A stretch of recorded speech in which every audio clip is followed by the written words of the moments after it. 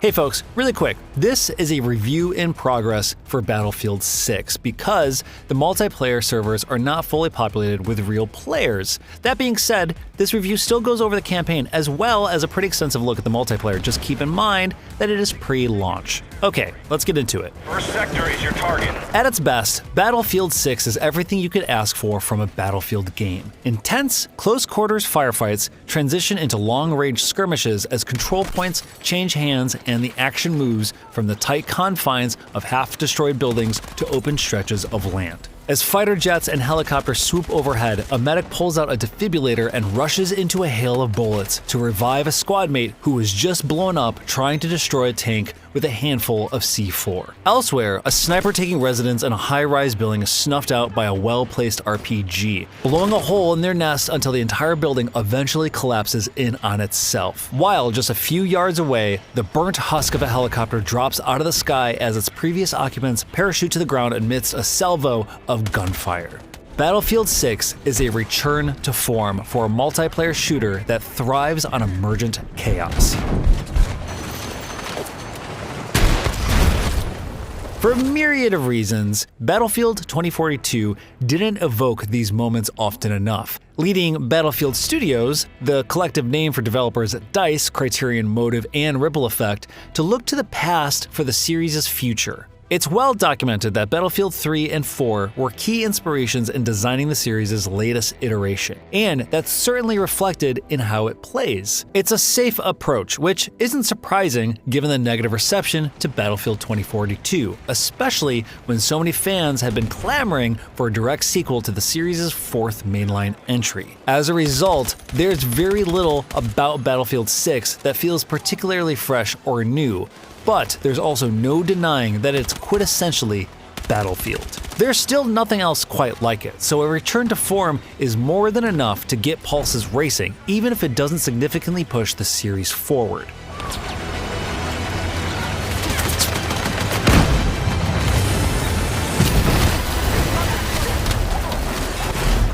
Of course, the same sentiment doesn't apply when referring to the game's single-player campaign.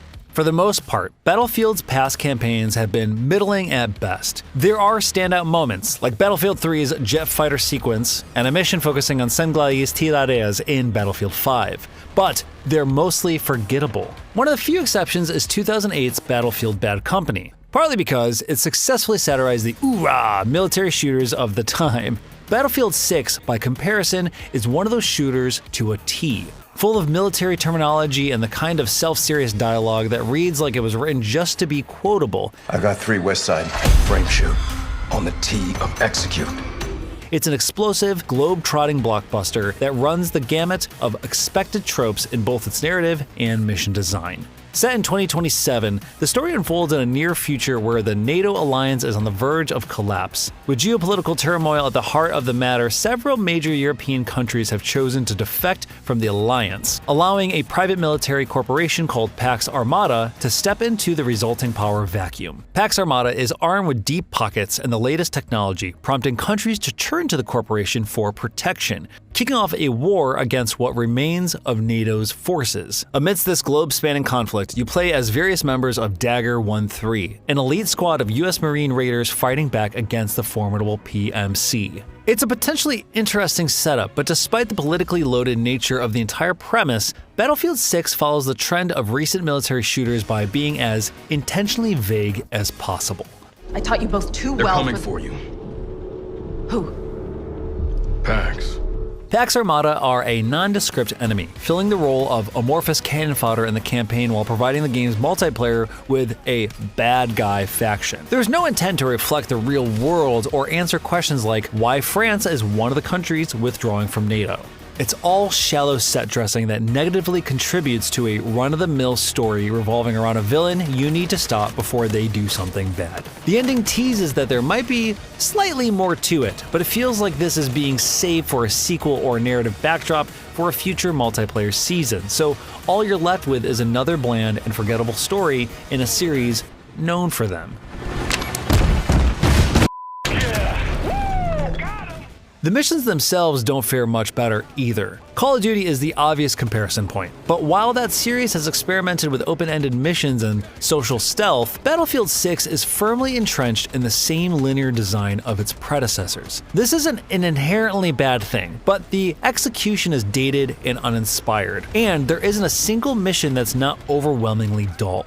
From a night vision equipped stealth section that's the closest thing to being on rails without putting you on an actual track, to a standard snipe mission, obligatory tank section, and more than a few instances where you're firing from a turret. There's nothing here you haven't played before, and better in other shooters. Gunplay is solid, impactful, and satisfying, but the enemy AI either hunkers down behind cover or charges straight at you, so the moment-to-moment action lacks any sort of dynamism. Even the game's vaunted destruction is predominantly used to just eliminate snipers and enemy turrets. Gecko, use that RPG, take it out! Solid hit. Helo down. Fortunately, Battlefield 6's multiplayer is classic Battlefield in a more positive sense. The controversial hero shooter style specialists from 2042 are gone, reverting back to a familiar class system featuring 4 well-defined tentpoles. The Assault is a frontline fighter, breaching through walls with a grenade launcher and shrugging off explosives and flash grenades with a quick jab of an adrenaline injector. The Engineer is vital during vehicular combat, using a blowtorch to repair friendly tanks while launching attacks against enemy armor with various launchers and landmines. The Support is the squad's medic, able to quickly revive downed soldiers and replenish everyone's ammunition with bags of extra ammo. Finally, the Recon excels as a sniper, marking enemy units by peering down a long-range scope before landing a few headshots of their own. You know what you're getting with these classes, but the signature traits and specialist gadgets tied to each one also help them sing. The Support class, for instance, can lay down deployable cover, giving you something to hide behind when reviving teammates, or a surface to mount your LMG on. Meanwhile, the Assault class can capture objectives faster than others and is also supplemented by gadgets, such as a ladder and a breaching projectile launcher, that give you more ways to approach defended areas. There is an enjoyable synergy behind each class and the various loadout combinations you can create, and there's a definite sense that your individual contributions are helping the team and impacting the result of matches, even if you aren't necessarily racking up a bunch of kills.